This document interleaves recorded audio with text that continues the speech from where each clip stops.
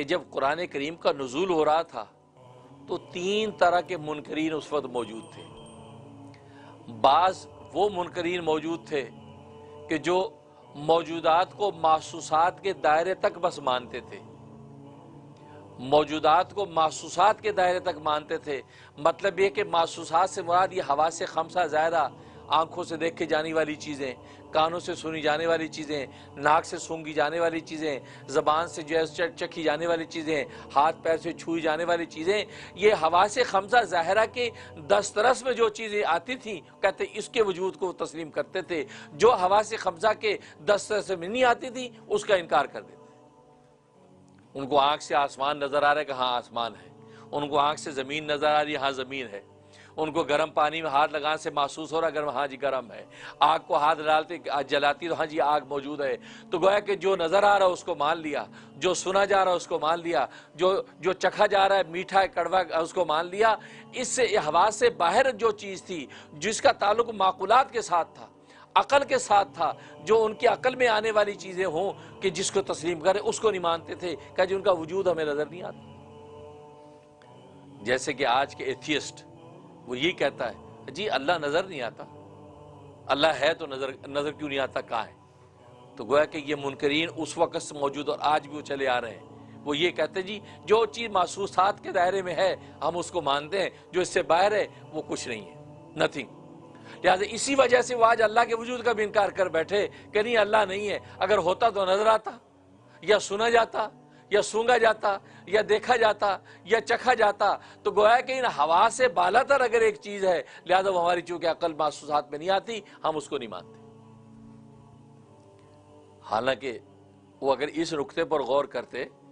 کہ پہلے تو یہ ثابت کرو کہ اللہ تبارک و تعالی ان محسوسات کے دائرے میں آنے والی کوئی چیز ہے یا محسوسات سے بالا تر کوئی چیز ہے،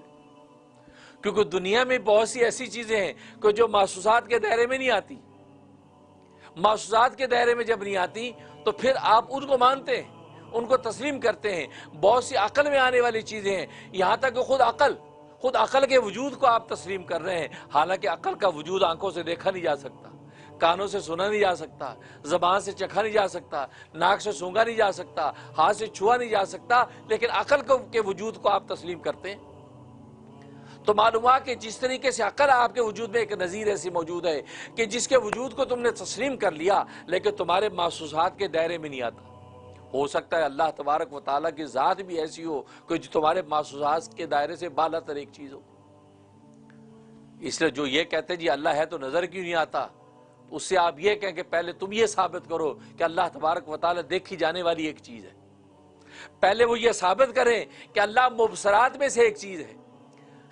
سینے پر ایک چیز ہے۔ پہلے یہ ثابت کرنا آپ کا کام ہے، پھر ہم آپ کو اللہ دکھائیں گے۔ تو جب وہ یہ ثابت نہیں کر سکتے کہ اللہ دیکھی جانے والی ایک چیز ہے، اب اگر کوئی شخص ہے کہے آپ کو جی آپ مجھے خوشبو دکھائیں، خوشبو مجھے نظر نہیں آتی لہذا میں خوشبو کے وجود کو مانتا ہی نہیں، تو آپ کیا کہیں گے؟ آپ کہیں گے بھائی خوشبو دیکھی جانے والی چیز نہیں، خوشبو سونگھی جانے والی چیز ہے۔ انسان آنکھ بند کر کے بھی سونگے تو پتہ چل جاتا ہے کہ خوشبو پھیلی ہوئی ہے۔ تو خوشبو دیکھی جانے والی چیز ہی نہیں ہے، وہ تو سونگھی جانے والی چیز ہے۔ اب ہوا ہے کہ جی آپ کو کوئی کہے کہ مجھے ہوا دکھاؤ یار، یا مجھے ہوا سونگاؤ،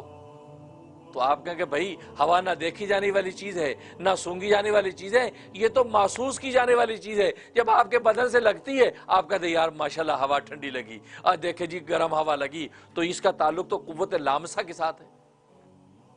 تو اسی طریقے سے دنیا میں ہر چیز کا تعلق کسی حادثے کے ساتھ ہے۔ تو اگر یہ بات ہے تو پہلے وہ یہ بات ثابت کریں کہ اللہ تبارک و تعالیٰ دیکھی جانے والی ایک چیز ہے، تو پھر ہم ثابت کریں گے کہ اللہ تمہیں کیسے دکھائے۔ تو خیر اس وقت منکرین کا ایک طبقہ وہ تھا کہ جو اللہ تبارک و تعالیٰ جو محسوسات کے دائرے میں آنے والی چیزیں ان کو تو مانتا تھا، اور جو چیزیں محسوسات کے دائرے سے نکل جاتی ان کا انکار کرتا۔ اور دوسرا وہ طبقہ تھا کہ جو محسوسات کے دائرے میں آنے والی چیزوں کے وجود کو مانتا تھا اور معقولات کے وجود کو بھی مانتا تھا، یعنی اللہ کے وجود کو بھی مانتا تھا ہاں اللہ ہے، اور اس بات کو بھی مانتا کہ ملائکہ ہیں، اس بات کو بھی مانتا تھا ہاں جنت دوزخ ہوگا، یہ ان چیزوں کو وہ مانتا تھا۔ یہ گویا کہ معقولی جو چیزیں عقل میں آنے والی ہیں ان کو مانتا تھا، لیکن اس بات کو نہیں مانتا تھا کہ آخرت میں قیامت قائم ہوگی۔ کہ جس کے اندر نیک اعمال کا بدلہ دیا جائے گا، بد اعمال پر سزا دی جائے گی، گویا کہ آخرت کے یوم حساب کا منکر تھا، وہ گویا کہ موجودات کو محسوسات کے دائرے میں بھی مان رہا ہے اور پھر عقل میں آنے والی چیزوں کو بھی مان رہا ہے، لیکن انکار اس بات کا کر رہا ہے کہ آخرت میں یوم حساب کوئی نہیں، بلکہ وہ حساب دنیا میں ہی ہو جاتا ہے۔ ایک آدمی اگر نیک ہے، نیکی پھیلاتا ہے، لوگوں کے ساتھ بھلا کرتا ہے، تو اللہ تبارک و تعالی دنیا میں اس کو انعام دے دیتے ہیں، اس کو مال دے دیتے ہیں، اس کو اولاد دے دیتے ہیں، اس کو عزت دے دیتے ہیں، اس کو شہرت دے دیتے ہیں، گویا کہ اس کی نیکی کا بدلہ دنیا میں ان شکلوں میں عطا کر دیتے ہیں۔ اور اگر اسے برائیاں کی ہے، ظلم کیا ہے، تو اللہ تبارک و تعالی دنیا میں ہی اس کے ظلم کا بدلہ دے دیتے ہیں، اولاد کی شکل میں دے دیا، مفلس و افلاس کی شکل میں دے دیا، فقر و فاقہ کی شکل میں دے دیا، بیماری مصیبت کی شکل میں دے دیا، تو دنیا میں اللہ اس پر مصیبتیں، بیماریاں، آفتیں ڈال ڈال کے گویا کہ اللہ تبارک و تعالی دنیا میں اس کی سزا دیتے ہیں، آخرت میں یوم حساب کا کوئی تصور نہیں۔ تو گویا کہ دوسرا یہ منکرین کا طبقہ تھا، اور تیسرا طبقہ وہ تھا کہ جو گویا کہ موجودات کو محسوسات کے دائرے میں بھی مان رہا ہے، پھر معقولات کو بھی مان رہا ہے کہ ہاں جی فرشتے بھی ہیں، قبر حشر بھی ہے، سب مان رہا ہے، اور اس بات کو بھی مانتا ہے کہ آخر میں یوم حساب ہوگا،